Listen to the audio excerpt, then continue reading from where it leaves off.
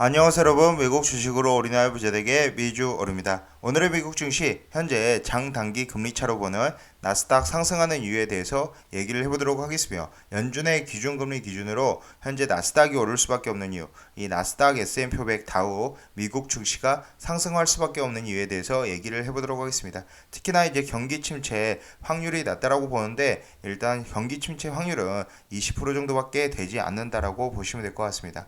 현재 미주얼 membership 관련해서 열성팬, 술 한잔 특급팬 이렇게 운영을 하고 있으니 관심 있게 봐주시고요. 현재 골드만삭스는 미국 성장률을 기존 이제 3%대에서 2.9%로 하향을 했습니다. 내년 지금 침체 확률을 최대 35%밖에 되지 않게 보고 있다라고 보시면 되고, 골드만삭스가 2022년 미국의 경제 성장률 전망치를 2.9% 낮추면서 유가 등 원자재 가격 급등으로 가계 소득과 소비가 감소할 것으로 예상을 하고 있다라고 보시면 됩니다. 일단 침체 확률이 굉장히 낮은데, 이 연준의 기준 금리와 장단기 금리 차의 표에 있다라고 보시면 될 것 같습니다. 연준의 기준금리를 보시면 이렇게 금리의 형태가 1955년부터 지금까지 나와 있는데, 이 지금 회색으로 표현된 이 10번의 시기가 지금 경제 위기 상황이었다라고 보시면 됩니다. 이 경제 위기 상황 여러분들이 이렇게 확인을 직접 해보실 수 있는데, 좀 더 확대를 해보면 이 경제 위기 상황은 언제나 이 금리가 상승하던 시기의 종점에서 일어났다라고 보시면 되고, 지금 기준금리는 0%대, 지금 0%대를 유지하고 있기 때문에 오히려 지금 현재는 경제 침체나 위기가 오지 않을 확률이 아주 높다라고 보시면 될 것 같습니다. 지금 10번 모두 동일한 케이스이다라고 보시면 되고, 이렇게 기준금리를 어느 정도 최대로 올린 이후 그 다음에 경제 위기가 올 가능성이 크다라고 보시면 됩니다. 장단기 금리차도 마찬가지입니다. 이 총 5번 장단기 금리차 기준으로 지금 현재 1976년부터 지금까지 보았을 때 장단기 금리차가 역전 현상이 일어난 상황 다음 6에서 12개월 이후에 이제 경기 침체가 주식시장의 폭락이 왔다라고 보시면 되는데, 일단은 이 경기의 침체 그리고 주식시장의 폭락은 이 회색표 시기에 일어났다라고 보시면 되고요. 이 회색 시점으로 되어 있는 시기가 이 장단기 금리차가 역전되고 나서 6개월에서 짧게는 6개월에서 12개월 이후에 일어났다라고 보시면 될 것 같습니다.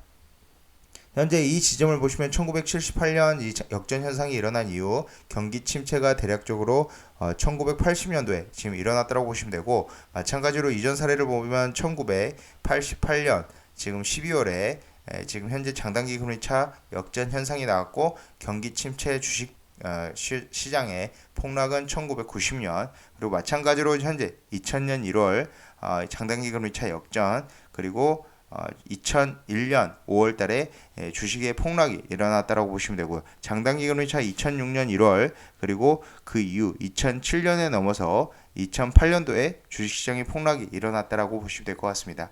간단하게 최근 사례를 보면은, 최근에 한번 이렇게 2019년 8월 달에 장단기 금리차가 역전이 나타나는 현상이 일어났었습니다. 지금 2019년 8월에 이제 QQQ인데, 장단기 금리차 역전 이후에 나스닥은 이제 30%에 넘는 상승을 보여줬다. 이런 상승 이후에 큰 폭의 하락 흐름이 지금 한번 있었다라고 보시면 되고, 대략적으로 이제 고점 대비해서 30%의 하락 흐름이 한번 나왔다라고 보시면 됩니다. 마찬가지로 이제 8월 달에 이렇게 장단기 금리차가 역전되기 직전 한 번의 조정은 있었습니다. 지금 보시면 나스닥이 대략적으로 이제 11% 넘게 빠지는 상황이 나왔다라고 보시면 되고, 이 장단기 금리차 역전 현상에 대한 우려로 이런 하락 흐름이 나왔다. 하지만 이런 하락 흐름 다음에는 다시 한번 이렇게 큰 상승, 실제로 경기가 침체되지 않고 오히려 호황 시기가 되면서 상승 흐름이 나왔다라고 보시면 되고, 이 JP 모건 마찬가지로 골드만삭스도 이제 미국 성장률 물론 하향하고 있지만 여전히 내년 지금 올해 1분기, 2분기, 3분기 그리고 좋은 모습을 보여줄 것으로 예상을 하고 있다.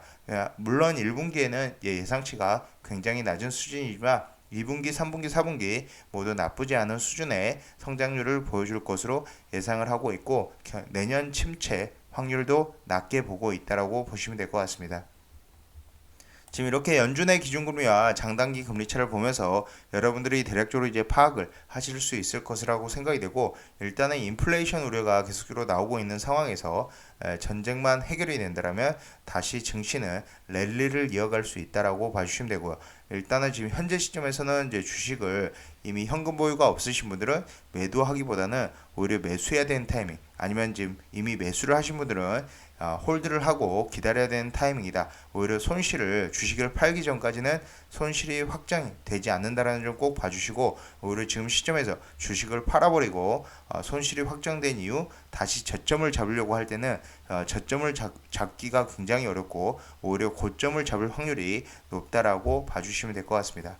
지금까지 비주얼 영상 시청해 주셔서 감사드리고요. 지금 연준의 이제 장단기 금리차와 연준의 기준금리와 장단기 금리차의 차이를 보면서 설명을 드렸다라고 보시면 될 것 같습니다. 지금까지 이제 비주얼 영상 시청 감사드립니다. 감사합니다.